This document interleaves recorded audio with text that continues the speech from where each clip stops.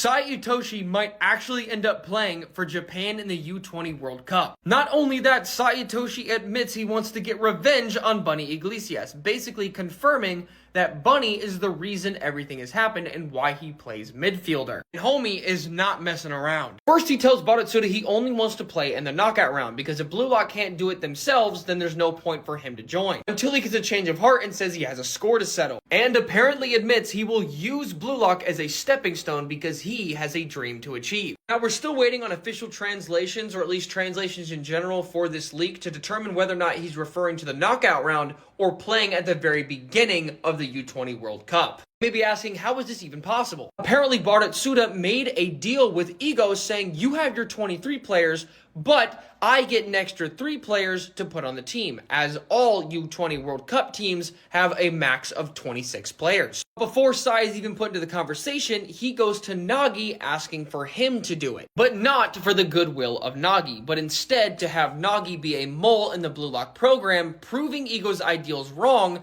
so Barotsuda can take over.